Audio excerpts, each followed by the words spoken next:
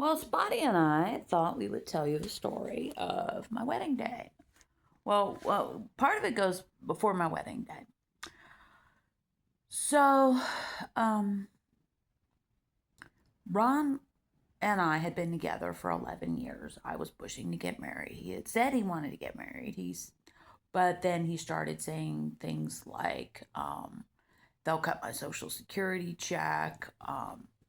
Women just want to get a ring on their finger so they can take advantage of a man when they break up and stuff like that. And I thought, oh, this is never going to happen. And I took it to God, and God said, actually, Heather, he's going to demand to marry you. And I'm like, right. And, meow, my babies. And, so I, had been with Ron because, I felt the Holy Spirit telling me I had to stay. And he was in the accident, and I was there for him, and nobody really was.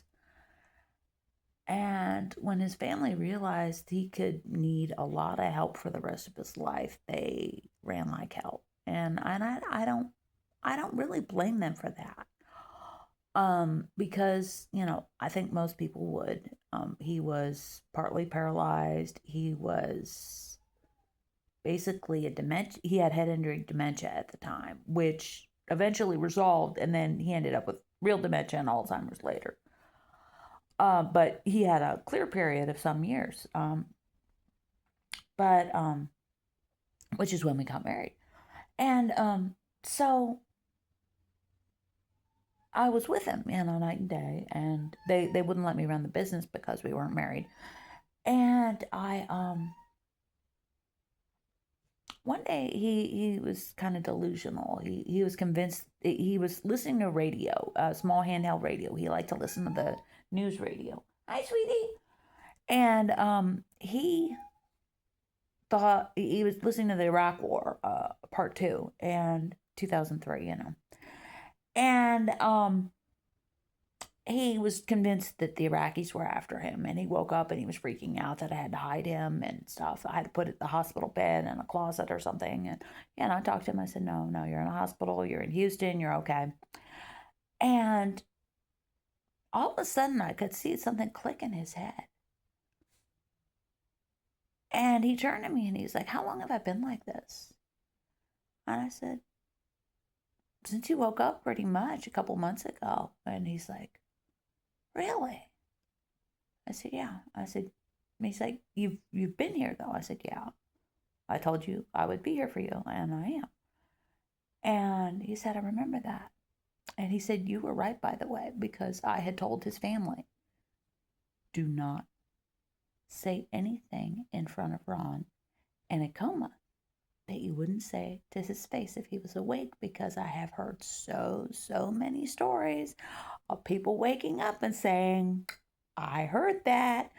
So, but they didn't believe me. They didn't believe me about a lot of stuff.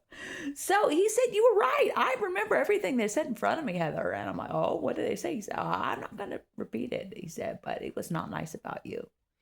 And I'm like, really? Well, I kind of expected that. And he said they were going to put me in a nursing home until you said you were going to take me home. Then the hospital wouldn't let them do that anymore. So he said they really hate you. And I said, yeah, I know. And I was okay with that. Yeah. Just, it's the whole, you know, I had to crack a couple eggs to make the omelet, and they were adamant they did not want to help him. I was adamant I was going to help him, so we were going to clash. But they went behind my back and talked all kinds of trash to the doctor, saying it was this, I was that, and I did everything they could to talk me out of taking care of Ron. But because if nobody in the family would accept responsibility for Ron, he would become a ward of the state and end up in some hellhole, and I wasn't going to let that happen. So, So, anyways, and he said, "You've always been here for me." And I said, "Yeah." And he's like, "You really do love me." And I'm like, "Yes." And he's like, "What has it been like?" And I said, "Well, we'll talk about that more later." And I got him home, and he was asking me more questions. And how was I getting money and things like that. And I said I had a lot of problems because we weren't married, because I wasn't allowed to sign for you when you had surgery. I had to get his father to sign a waiver just so I could take Ron home, things like that. I said, that's not, I don't want to go through that again. I said, you need to sign some kind of power of medical attorney or something for me. And he said, no, we're going to get married. I'm like, what? He said, we're getting married. And I'm like, he was adamant. Okay, we're getting married. I'm like, okay, all right, we're getting married finally. He's in a wheelchair. He's blind. He's got head injury. His right hand never worked. It was like this. The whole 18 years after that. I said, but we're gonna make it work. And then he said, but before I marry you, I need to tell you some things. I did not want to hear those things, and I was very upset. And I went, why, hello. Mr. Happy Cat has run away from home. He lives with a very nice man down the street, but he would rather hang out at my house. I think he wants to leave. Okay, let's let him in. So, and I thought I need to clear my head, so I did a workout, and I believe I was playing Monkey by George Michael. Why can't you do it? Why can't you set your monkey free? Always giving into it. So I said, I'm going to go to the thrift store. And I went to the thrift store. And I had to ride the bus to get to the thrift store. We were on the 83 route at the time. And there was a thrift shop at Jensen and Tidwell. I don't know if it's still there. And sorry, I dropped something. I was talking to God on the way, and I said, I just really thought I could do better, with the guy I married. And, this guy has a real track record here. And, I don't know, Lord. I said, can I ask a favor? And I said, now I knew sometimes this thrift store had wedding dresses, and none of them were ever appropriate or the right size for me. So I said, okay, Lord, tell you what. If you want me to marry Ron, I'll find a wedding dress in there that I can afford. And I walked in the thrift store, and I'm looking around, and I thought, I better go look. And I went over to the section where they had the wedding dresses. And I found a very nice wedding dress. I can't get it out of the closet. My arm's messed up. So, and it was $5.30, and I had $20 in my pocket. I thought, yeah, right. So I bought it. I bought a few other things. I forget what. And I went home, and I told my aunt, Ron and I were getting married. And she said, well, what do you need? Do you need a dress? And so I said, I think I have a dress, but maybe you should come and check it out. And she said, okay. And the next time she came over, I took the dress out. She said, oh, this is perfect. And she said, how much did you pay? And I showed her the price tag. She said, wow. And I don't think I ever told her the backstory on it. So fast forward a couple of months, Ron and I decided to get married in September. And hi, another meowing kitty cat. You want to go outside? Okay. We're not doing the cat door again ever. So, and there he goes. Okay. So, sorry, this is so long.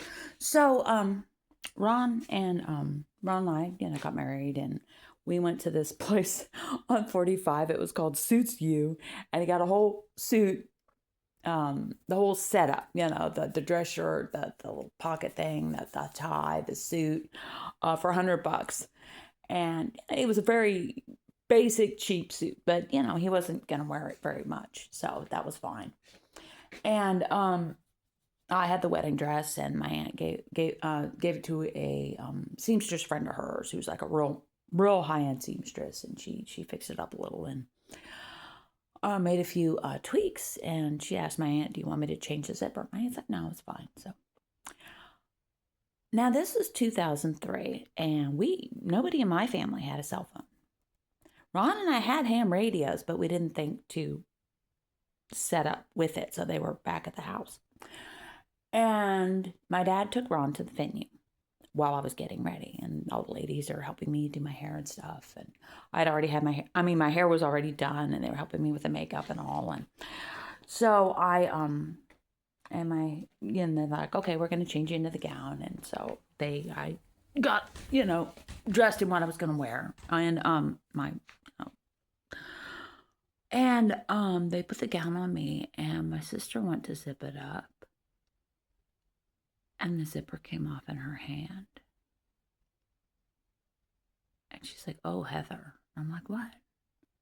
She's like, oh no, she ran out of the room.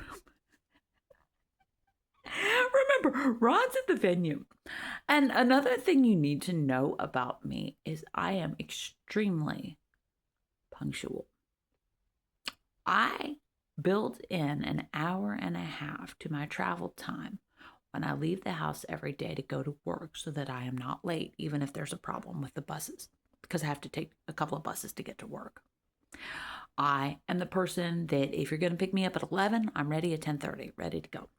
That's just who I am. So Ron's thinking this at the venue, Heather will be here any second. And time keeps on ticking. And there is a collective female panic attack at my aunt's house of how are we getting Heather to the wedding? And I'm laughing. I think it's funny. We're I'm going to marry Ron either way, even if I have to wear a trash bag, it's going to happen. But my aunt's like, oh no, we're going to sew her in. And she goes and she gets her kit, and she's behind me. She's just, sewing me up. And, but it takes about 20 minutes because it's a long zipper. It went like from halfway down my butt all the way to the top of my neck. And, so it was, so they finally get me done up, and they're like, well, what should we do? Should we send somebody to the venue and let the guys know? Because it was at a park, basically, and there were no phones at this venue. Nobody had a cell phone. We didn't have ham radio. We had no way of getting in contact with the guys who were at the venue. And my dad's like, oh, well, things happen. She'll be here. And Ron is crying, thinking that I've left him. He's sitting in his wheelchair, sobbing his eyes out, wearing a suit. And my dad's like, it's okay, man. It's okay. She'll be here. And I get there, and I run across, and I'm like, oh, I'm so sorry, guys. We had a wardrobe problem. And all the women are collecting behind me and, telling everybody. And everyone's like, what? Heather? You're here? Oh, thank God. And he grabs my hand. And that was my wedding day with a thrift store dress.